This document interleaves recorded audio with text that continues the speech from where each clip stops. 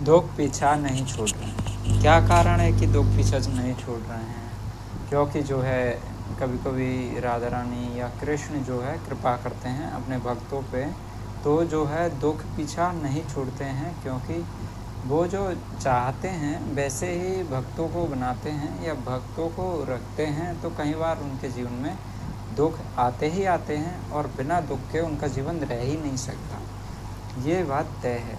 इसीलिए हमें दुखों से घबराने की कोई ज़रूरत नहीं है। दुख इस ब्रह्मांड में किस व्यक्ति को दुख नहीं है?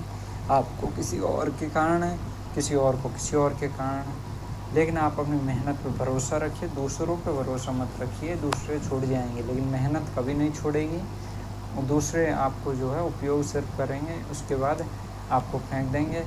जैसे नहीं होता, ये एक व्यवसाय की तरह है। जैसे किसी वस्तु का उपयोग किया और उसको छोड़ा और उसको छोड़ देते हैं थोड़ी देर बाद, तो इसी तरह लोग भी आपको छोड़ देंगे। लेकिन जो है राधा रानी पे भरोसा करना चाहिए। इस यूनिवर्स में जो उन्होंने हमें भक्ति के लिए चुना है, तो भक्ति के लिए चुना है तो भक्ति भी हमें उसी अनुसार करनी चाहिए कि भाई उन्होंने चुना है तो जो है हम भी उसी प्रकार से कार्य करें जैसे हमें कार्य करना होता है और जैसे कार्य करने की आवश्यकता होती है। जैसे और लोग नहीं होते, व्यवसाय करते हैं तो पूरा फोकस रखते हैं, तो ऐसे भी हमें दोनों काम जो है करने चाहिए। भक्ति करनी चाहिए, व्यवसाय करना चाहिए।